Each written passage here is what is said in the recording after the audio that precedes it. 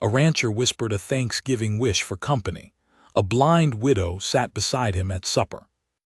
The wish wasn't even a whole thought, more like a breath that got away from me. I was standing at the stove turning a piece of salt pork in the pan, and the smell of it hit me in some particular way, not bad, not good, just wrong for a holiday, and I heard myself say it half out loud. Just company.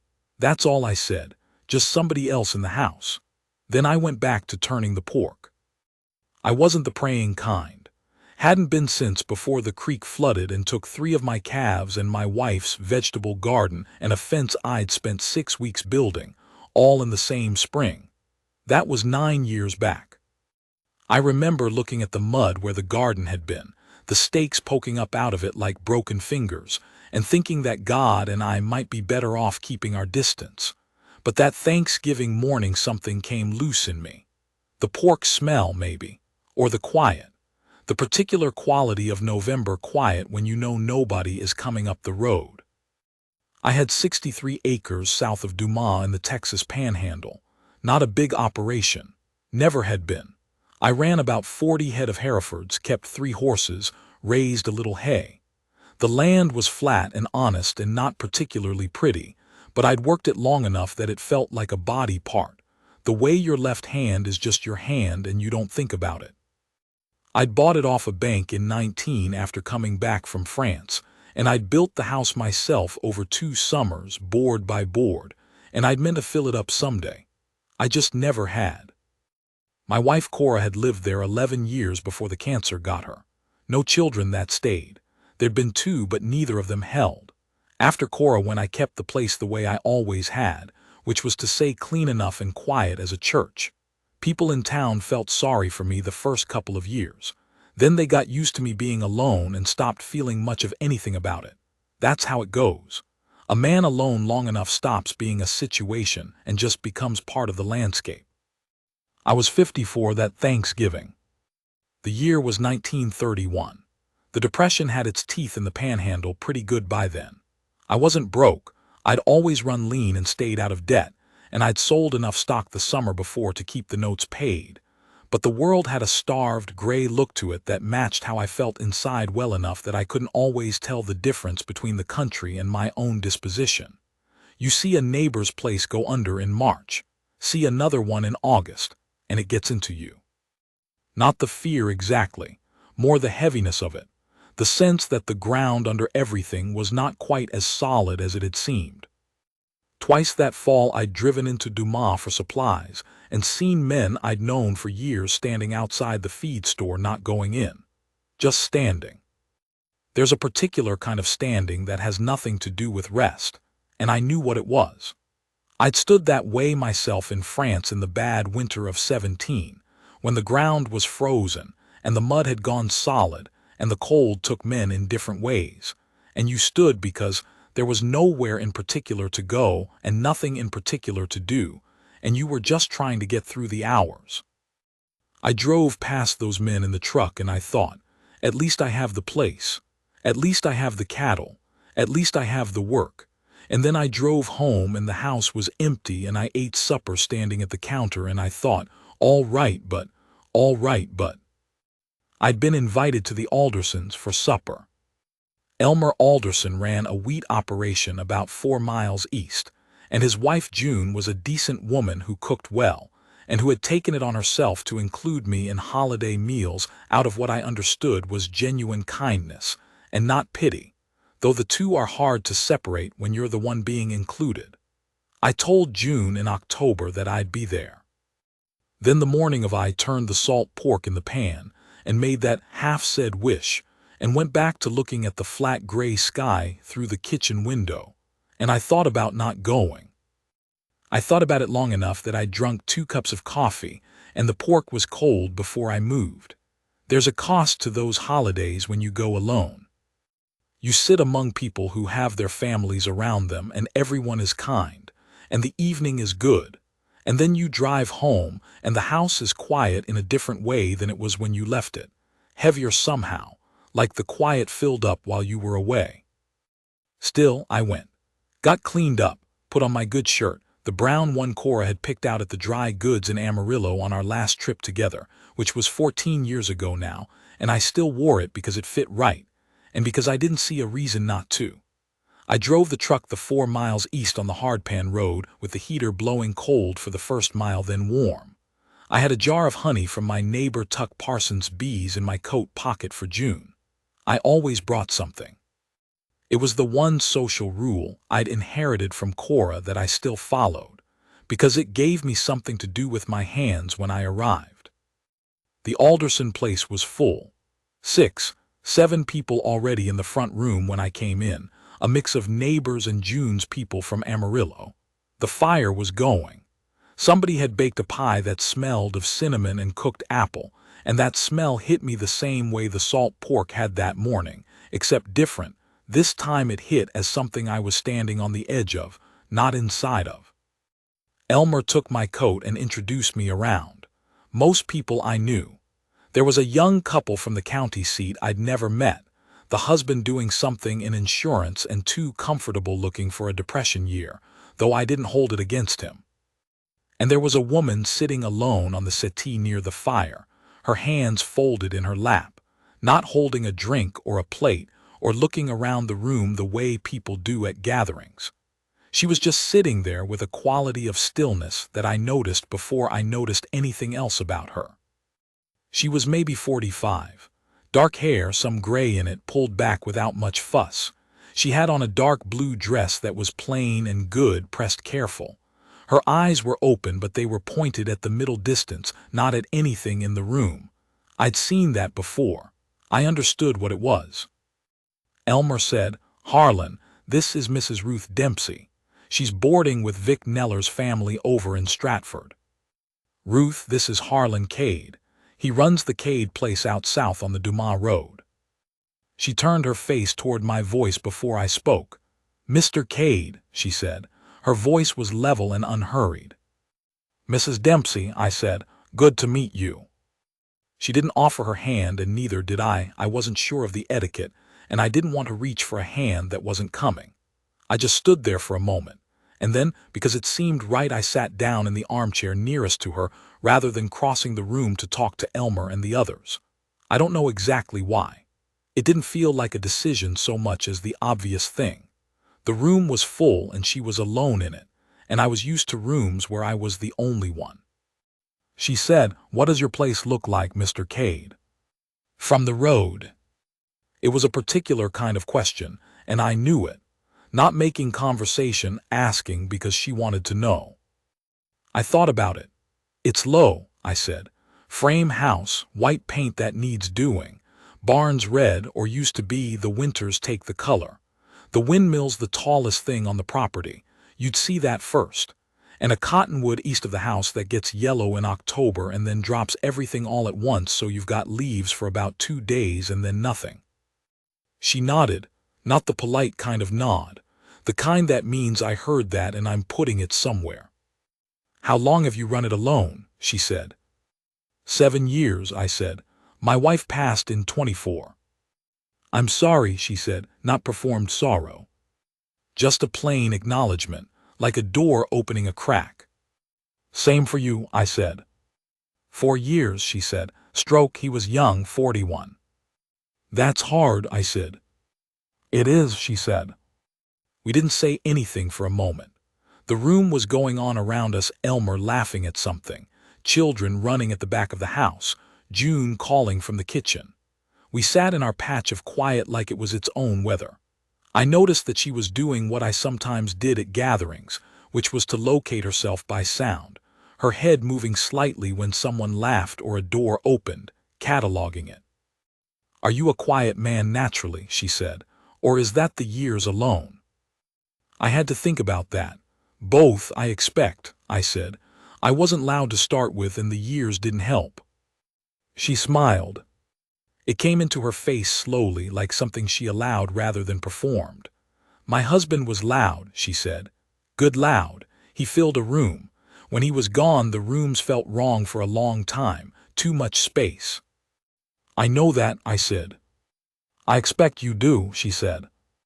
June called us to the table then. I stood and without thinking about it said, "May I?" and offered my arm, and Ruth Dempsey stood and took it in a matter-of-fact way that told me she'd worked out how to move through the world and didn't need to be handled. She just needed a reference point. I walked her to the table and found her the chair and told her what was in front of her: turkey to her left, potatoes straight ahead, beans on the right, bread plate at the top. She said, "Thank you, Mr. Cade," the same way she said everything, which was without decoration. I sat beside her. I don't know that anyone arranged it. It seemed to arrange itself. The meal went the way holiday meals go when you're among decent people. A little too much talking about nothing. Some genuine gratitude mixed in with the performance of it. Good food. The children needing to be settled twice. Ruth ate without asking for help and without difficulty. She had mapped the table in her mind from my description, and she worked from that map without calling attention to it.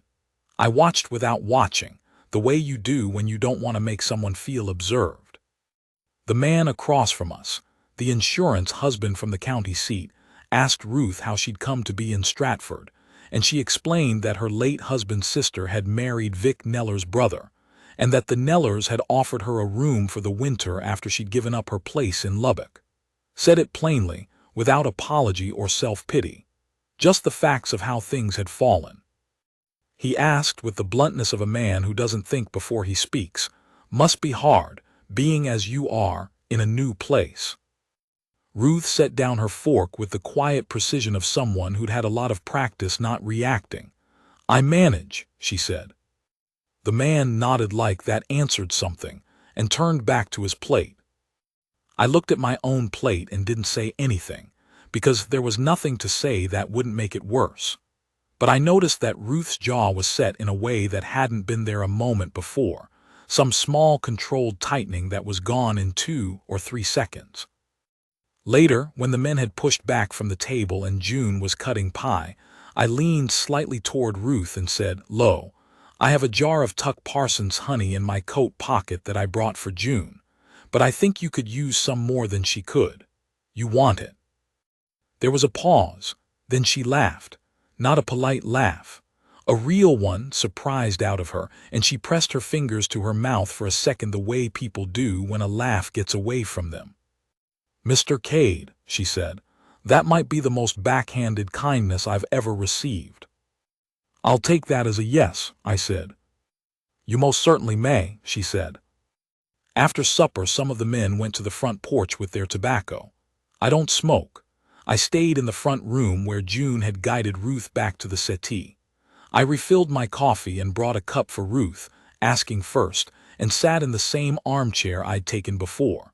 The children had gone to bed by then, and the room was quieter. She said, "Tell me about the cattle." I looked at her. "What about them?" "Whatever there is. I grew up in ranch country. My father ran cattle in the hill country before he moved us to the city. I miss the sound of them." So I told her. I told her about the 40 head, about the 2 bulls I had, one old and reliable and one young and still working out his manners. I told her about the calving in late winter, the way the panhandle cold could take a calf in an hour if you weren't quick, and about the particular vigil of it, sitting in the barn at 2 in the morning with a lantern and a cup of coffee gone cold and a cow in labor, and the way the sound of the barn changed when a calf found its feet. I told her about the year I'd lost a heifer in a lightning storm and found her the next morning already stiff, eyes open, with a circle of grass burned around her like a brand. I told her about the horse I'd had for 16 years, a gray gelding named Ferris, who died that spring, old age. The vet said, though I'd known it was coming since the previous fall when Ferris started sleeping later into the morning, and how I still reached for his stall latch in the mornings out of habit, a full month after he was gone. She listened the way people rarely listen, not waiting for her turn, actually listening, her face tilted slightly toward me, taking it in. "What will you do for horses?" she said. "I've got 2 others," I said, "but Ferris was the one I rode. The others are working stock. It's not the same." "No," she said, "it isn't." "You ride," I said. "Before," she said, "a long time ago, Before I lost the sight, I rode whenever I could. Afterward, I tried once with my husband leading the horse. She stopped. It wasn't that it was frightening. I knew it was safe, but I couldn't feel the ground the way I used to. I used to watch where we were going, and without that it was just motion. I missed the watching more than I'd expected. I sat with that. "I'm sorry," I said. "Don't be," she said, and she meant it. "I've made my peace with what I have and what I don't. I don't want sympathy. I just answered your question." "Fair enough," I said. Around 9 o'clock people started making noises about the drive home and the morning after. Elmer got coats.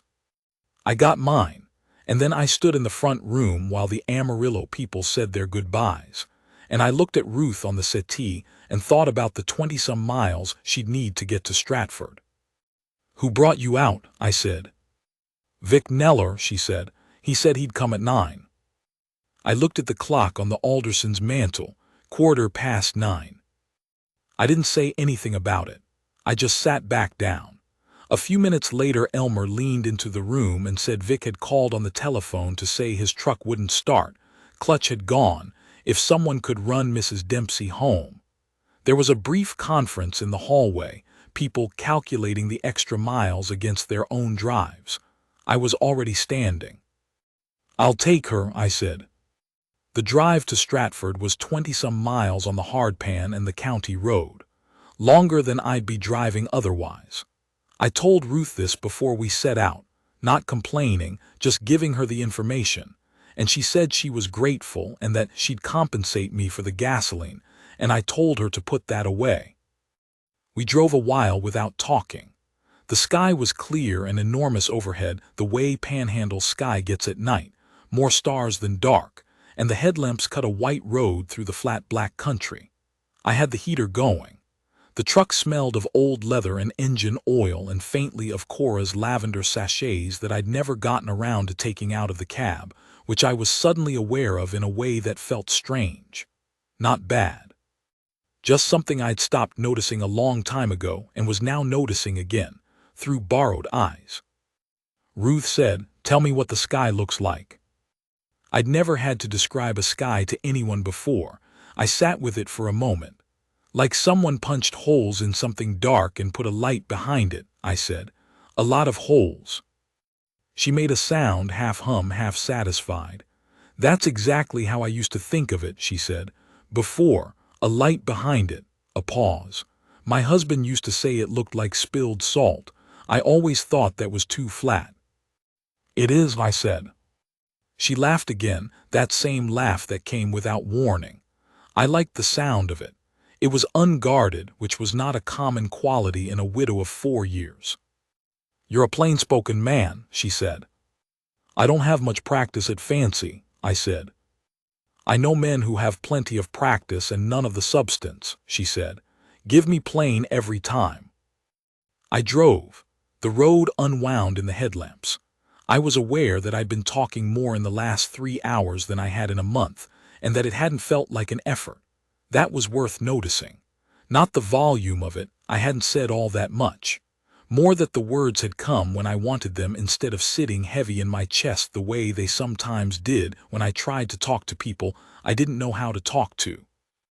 I asked her about Lubbock and she told me a little. A house on the east side. Her husband had run a small hardware operation. She taught piano to neighborhood children until the site went and the piano was sold. She said she missed the piano more than she would have thought. Said music was one of the things she'd expected to keep and then didn't. The site going was its own loss, but the piano had been a surprise on top of it.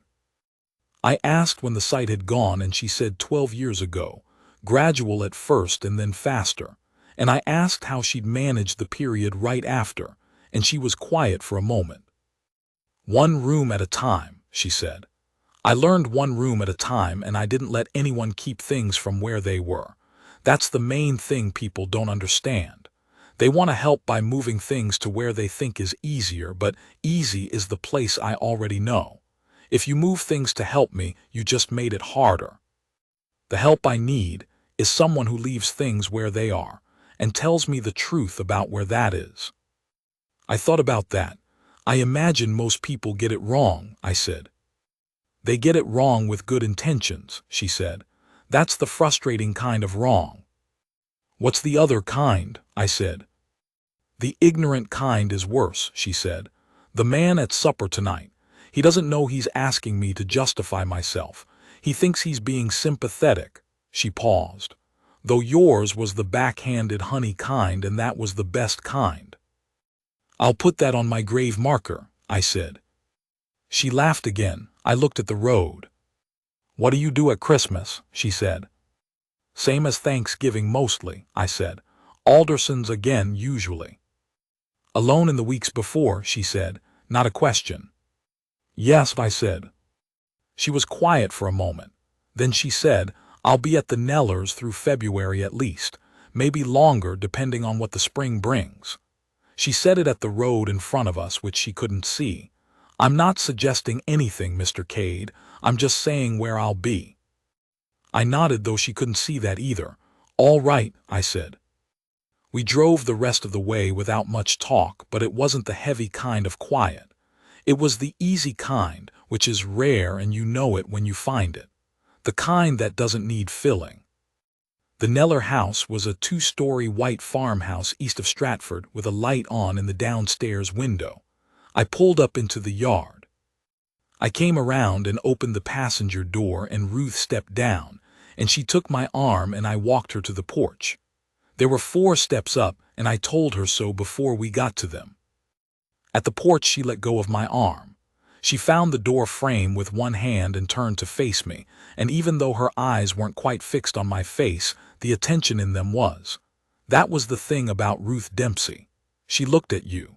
Whatever she was working with, she looked at you with it, full and direct, and you felt it the way you felt a hand on your shoulder. Thank you for the drive, Mr. Cade, she said, and for the company at supper. I haven't, she paused, chose a word. I haven't felt easy at a table in a while. Neither have I said. I know, she said. A pause between us, the cold and the dark all around, the light from the Kneller window falling out across the porch boards. Harlan, she said, first name just like that, no lead-in, would you like to come for supper sometime? The Knellers won't mind. I can cook with a familiar kitchen, and it wouldn't be a holiday, it would just be a meal. I stood there on the bottom step in the November cold with the Panhandle sky overhead, and I looked at this woman, this still, deliberate, unhurried woman who heard things other people walked past, who laughed when something was truly funny and not before, who had asked me what my ranch looked like from the road as her first real question, who had said give me plain every time, and I felt something move inside my chest. Not a grand feeling. Just something that had been shut for a long time, opening a little. I'd like that, I said. Good, she said, matter of fact, like a thing decided.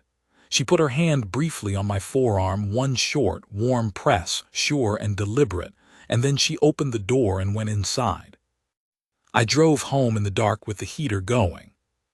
The stars were out the whole way. I went to supper the following Friday, then the Friday after that. By December I was going twice a week, sometimes 3 times if there was work I could do for the Knellers to earn my keep, split wood, mend fence, put a new hinge on the barn door.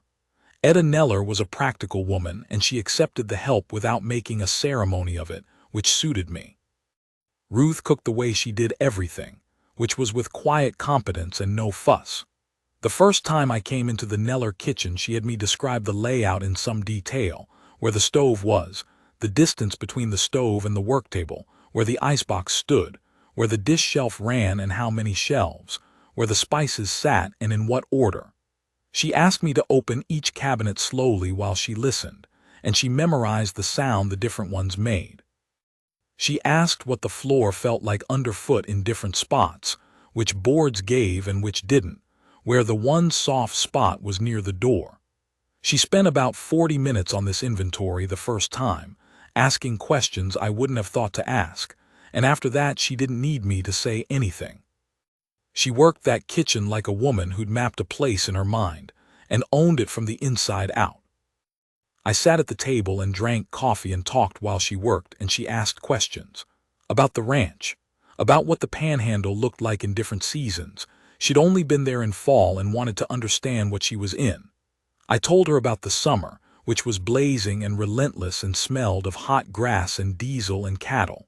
About the spring, which could be beautiful and could also be violent, the kind of lightning that made you feel like you'd trespassed somewhere. About winter, which was my season, the particular flat white of it, the silence. About France once, when I mentioned it and was sorry I had. And she didn't press, but she filed it, and I knew she'd ask again someday if I was ever ready. Asked about Cora. Not prying, asking the way she asked about everything, because she was trying to understand the shape of a life. I told her what Cora had been like. A woman with a garden, with strong opinions about seeds and weak opinions about most things that seemed important to other people. She'd thought my silences were spaces she was supposed to fill, and she'd fill them. And then eventually we'd both realized I wasn't asking her to and she could leave them alone, and after that we'd gotten along well. How long did that take? Ruth said. 4 years, I said. Ruth was quiet. She was stirring something on the stove. I knew my husband's silences inside a year, she said. He was loud, but he had silences too, deep ones. I learned to tell the difference between the working silence and the troubled silence and the just resting one. When I lost the sight, he was the one person who didn't change how he talked to me.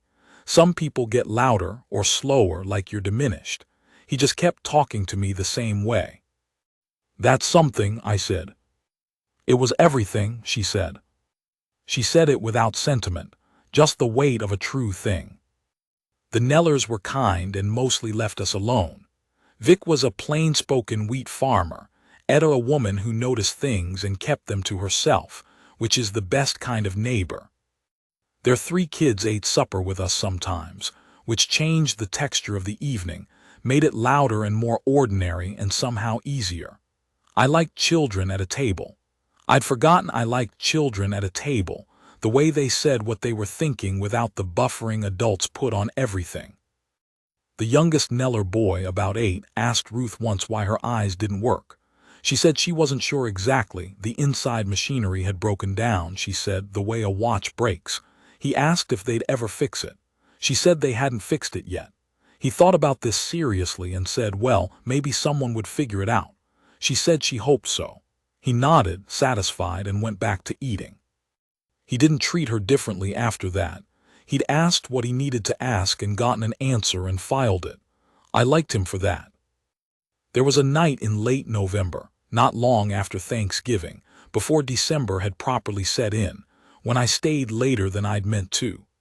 We'd been talking after supper, just the 2 of us at the Neller table, Vic and Etta long since gone to bed, and I'd lost track of the time entirely, which was not a thing that happened to me. I tracked time the way a rancher tracks time, by habit and necessity, and I lost it that night the way you lose it when you're not watching for it because you're too busy being somewhere. We'd been talking about France. I'd started and then tried to stop, and she'd said, go on, I'm listening, not in the way that means I think you should talk about it, but in the way that means I can hold whatever you give me. So I told her about a particular stretch of November in 1917, just the texture of it, the mud that wasn't mud anymore but something worse, the cold that lived in your boots no matter what you did, the sound the supply wagons made coming up in the dark. I didn't tell her the bad part. I told her the part around the edges of the bad part, and she listened and didn't fill it with sympathy or questions. She just let me put it in the room. When I was done, she said, what did you come home wanting after? I thought about it. Quiet, I said. I came home wanting it to be quiet. And was it? Eventually, I said. The ranch was quiet. It took me a couple years to get quiet myself to match it. And then you stayed quiet, she said. Not a judgment, a reading. And then I stayed quiet, I said. She nodded. I think, she said slowly, like she was working it out as she said it, that a man who's been through a loud time and came out the other side still standing has earned his quiet. The mistake people make is thinking quiet means empty. She paused. You're not empty, Harlan. I didn't answer. I looked at the lamp on the table between us, the way the flame moved in the draft from the window. You're the most complete quiet person I've ever met, she said. I say that as a compliment of the highest order. I drove home at 11:30 with ice starting on the road and the heater working hard. The ranch was dark when I got there. I went in and sat at the kitchen table without turning the lamp on, and I thought about what she'd said, and I thought about how long it had been since anyone had looked at me and said what they saw and meant it as something good. In December, a cold snap came down from the north with no warning, 10 below by midnight, and I lost one of my young heifers. The cold got into her lungs before I knew she was in trouble. I'd gone to bed thinking the herd was settled, the calves close to the others for warmth the way they should be, and when I got up at 4 to check, she was already down. The others had moved away from her, which is what cattle do. There's no sentiment in a herd. She was young, 2 years old, one I'd been counting on for the spring calving, and I stood in the dark barn with the lantern and looked at her and felt the specific flat grief of a working loss, which is different from other kinds of grief but not smaller. I found her in the morning already gone. The other cattle were all right, but I'd been up most of the night checking, and I drove to the Nellers that afternoon still short of sleep and probably short of temper, though I tried to keep it to myself. Ruth knew anyway. She always knew. I don't know how she did it. She couldn't see my face or read my posture in the ordinary sense, but there was something in the way she heard things that accounted for it. Years later I asked her about it, and she said it wasn't mysterious. She said a man who comes through the door at a different time than usual with his boots hitting the floor differently is telling you something if you know how to listen. She said I walked lighter when I was all right and heavier when I wasn't, and that afternoon I'd walked like a man carrying something.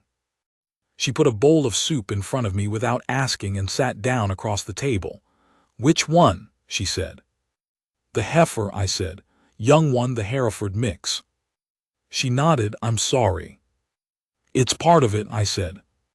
"It doesn't mean it doesn't cost you," she said.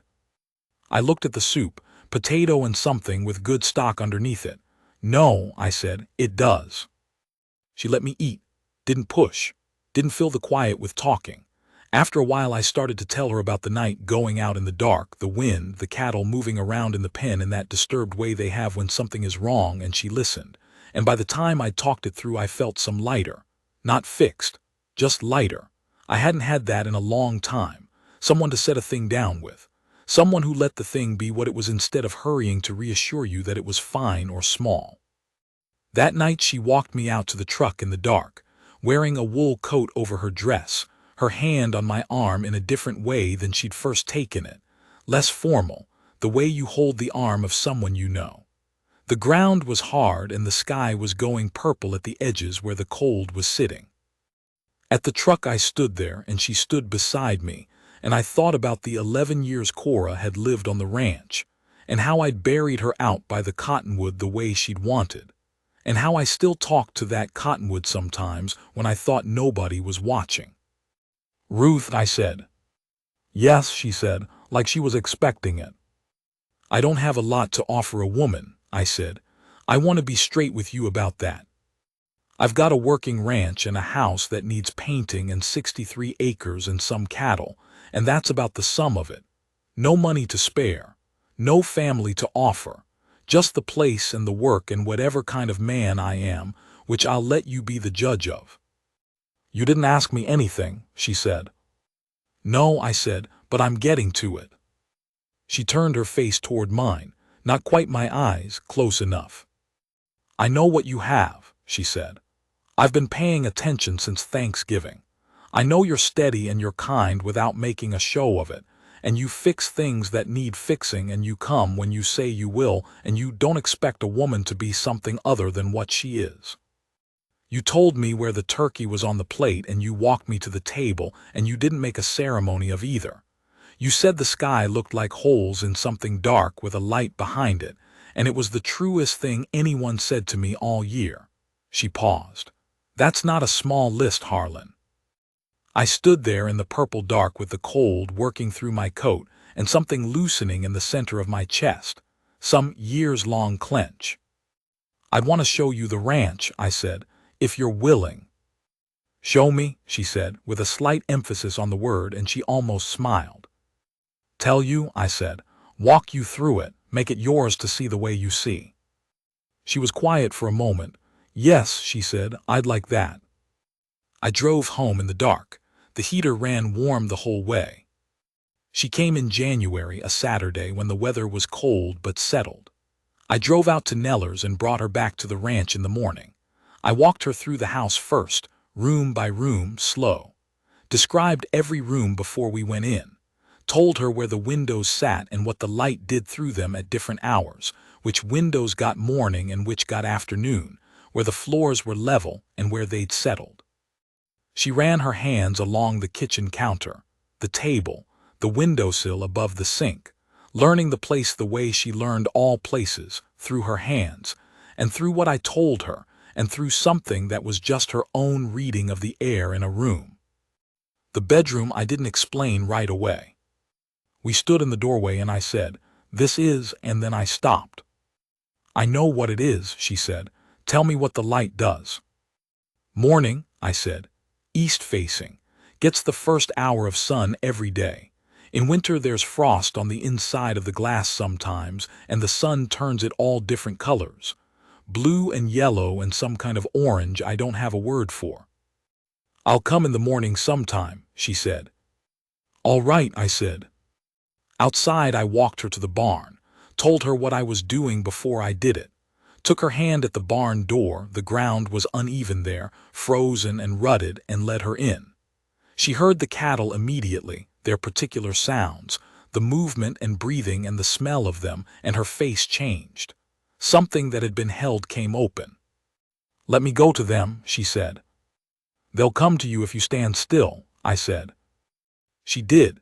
She stood in the cold barn light with her arms slightly out and one of my old cows, a red Hereford I called Bernadette, who was the calmest animal I'd ever owned, walked over in her unhurried way and put her nose against Ruth's hand. Ruth's fingers closed around the soft end of the cow's nose, and she stood there for a while, not saying anything, and I leaned against the barn wall and watched her and felt something I hadn't felt in years, which was that the ranch was doing something useful. That it was offering something to someone who needed what it had. That the 63 acres were good for something beyond cattle and hay. After the barn, I showed her the windmill, put her hand on the bottom of the tower so she could feel the vibration when it turned. The blades were going in the winter wind, a steady creak and pull. She stood with her hand on the cold iron and listened to it and said that sound was good, and I didn't ask her what she meant because I knew what she meant. It was the sound of something working. I walked her to the cottonwood. It was bare now, just skeleton branches against the white sky, but I described it the way it had been in October, the particular yellow of cottonwood yellow, which isn't yellow the way a dandelion is yellow but more like old paper held to a lamp. She put her hand on the bark. Cottonwood bark has a deep roughness to it, different from oak or pine, and she traced one of the channels with her thumb. "That's where Cora is," I said, "buried just past it." She squeezed my arm, no words, just that. We ate lunch inside. I'd made chili, the only thing I could reliably cook for company, and afterward Ruth sat at my kitchen table with her hands around a coffee cup and said, "I could be comfortable here." I looked at her. "I'd like you to be," I said. She nodded, looked at nothing, looking somewhere. "I'd need my own kitchen for a while," she said, "until I knew it. You'd have to let me learn it on my terms, not rush me." "I'll walk you through it inch by inch," I said. "I know you will," she said. She stopped, started again. "Most men would have walked me through the house today trying not to let me feel the walls, afraid I'd break or afraid it would be awkward or trying to make it seem like nothing was different. You just told me what was there, told me what the light did. Let me go to the cow." She looked up at where she understood my face to be. "Do you know how rare that is?" "No," I said. "I was just doing what seemed right." "Yes," she said, That's what I mean. The light through the kitchen window was January thin, long and low across the table, and it lay across her hands where they held the cup, and I sat across from her and I thought, 9 years. 9 years alone in this house, and I talked to a cottonwood tree. And now this woman is sitting at my table telling me that what I did naturally was rare. And I thought, whatever it is that I've spent these years becoming, the man who is quiet in the right way, who tells you where things are and lets them be what they are. She sees it. She reads it. Nobody has read it in years. I didn't say any of that. I just said, more coffee. Please, she said, and she held up the cup. We were married in April, small, at the Methodist Church in Stratford. Elmer and June Alderson came. Etta and Vic Neller.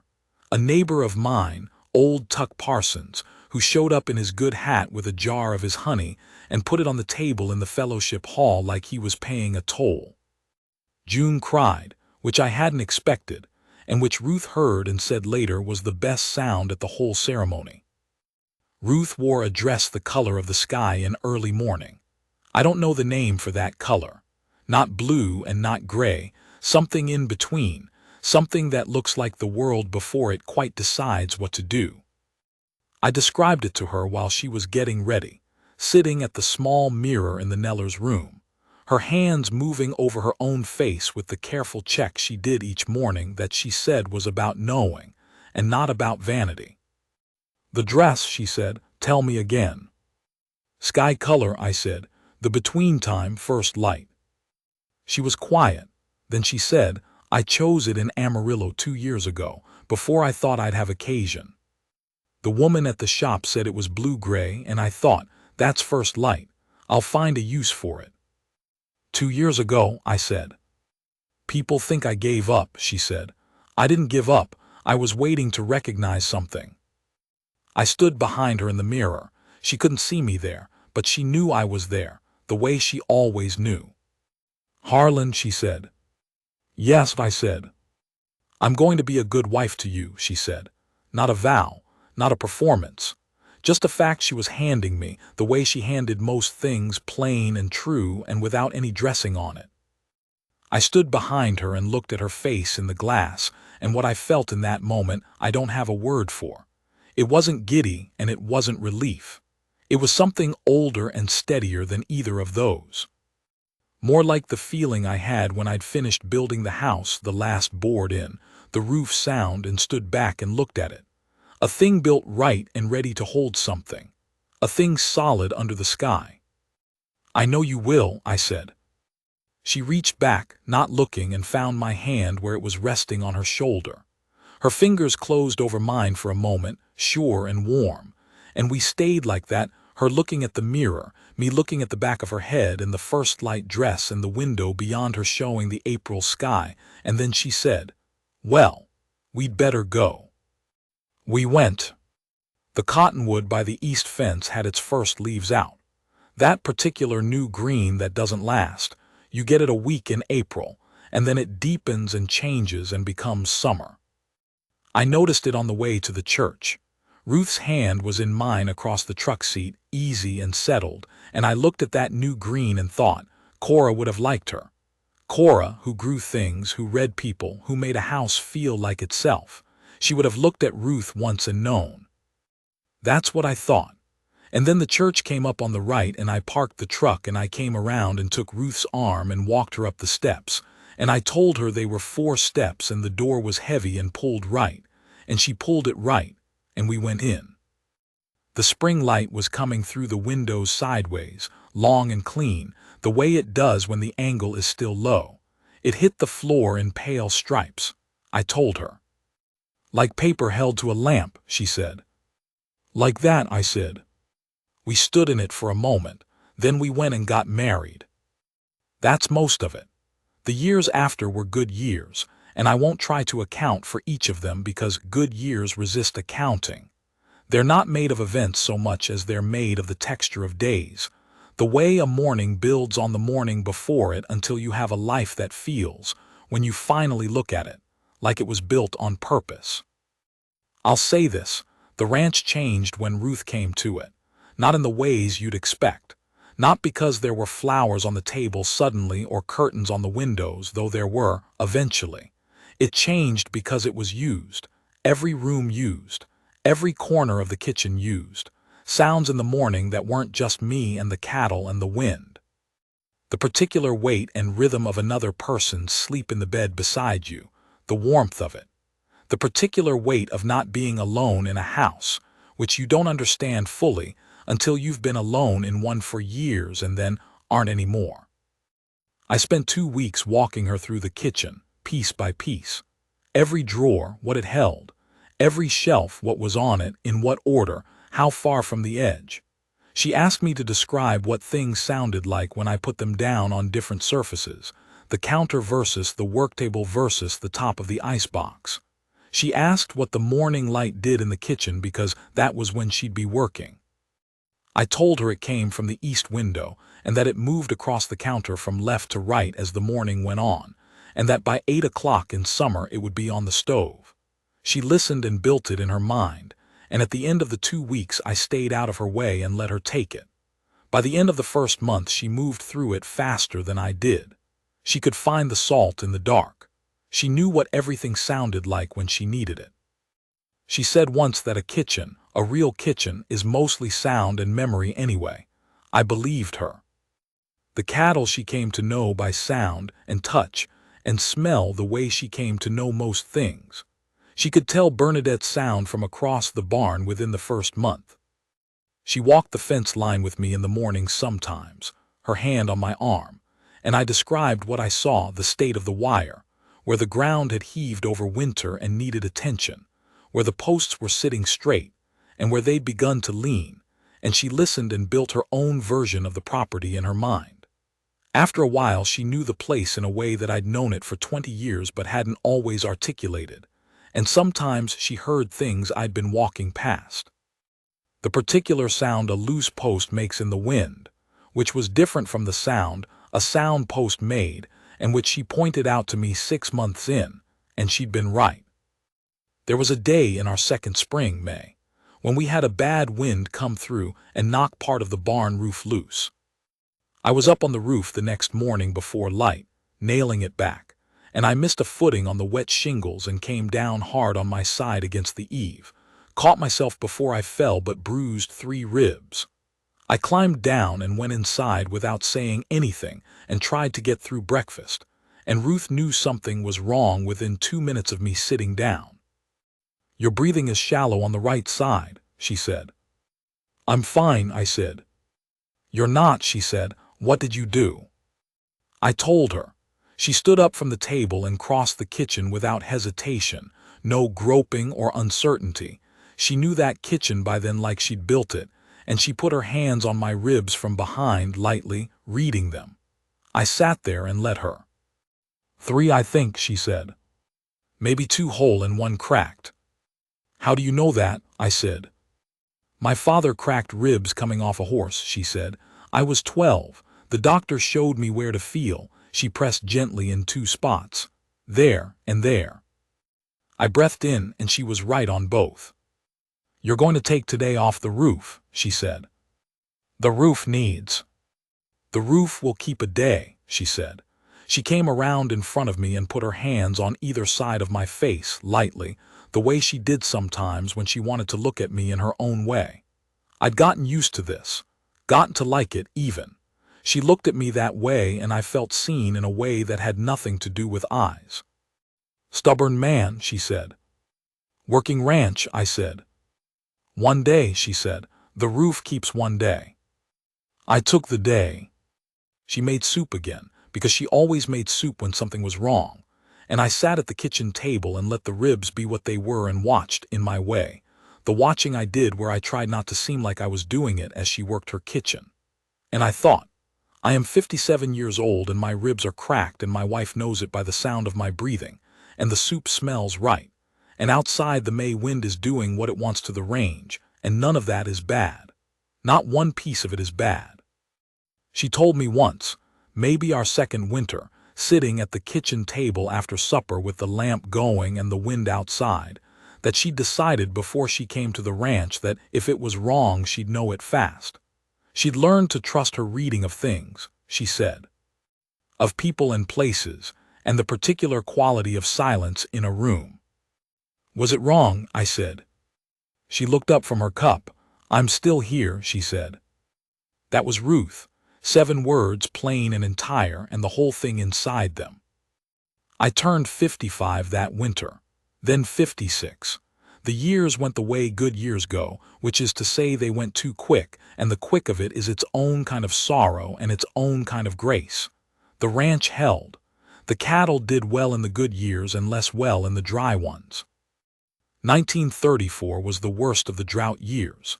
The dust came and the grass went, and I lost 7 head and nearly lost the whole operation. And there were 3 weeks in August of that year when I don't know what would have happened if Ruth hadn't been there.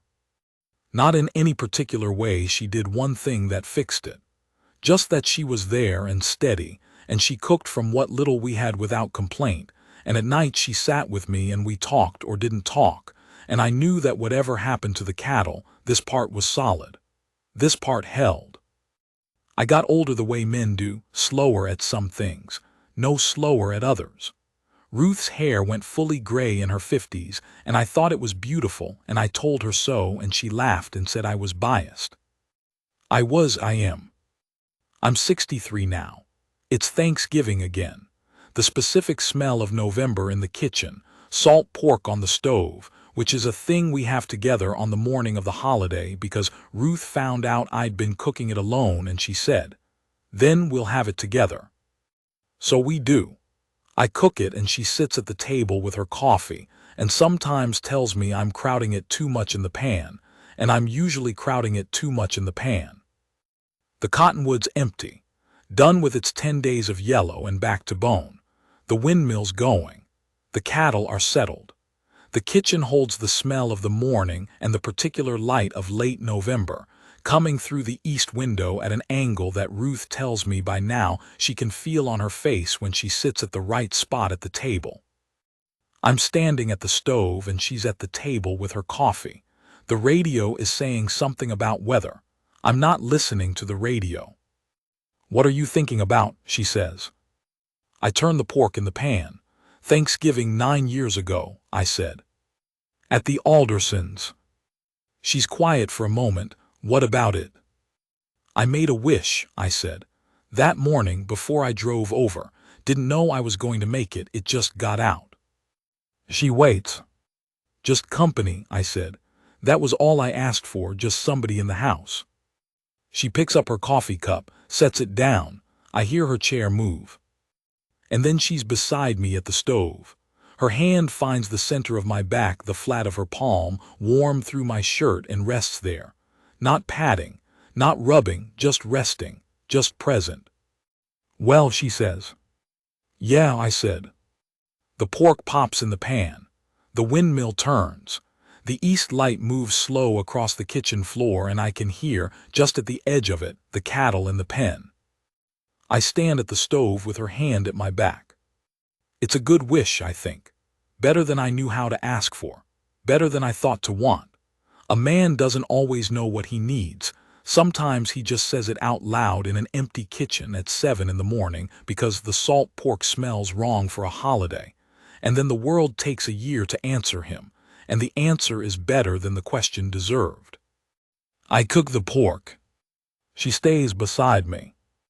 That's all, that's everything.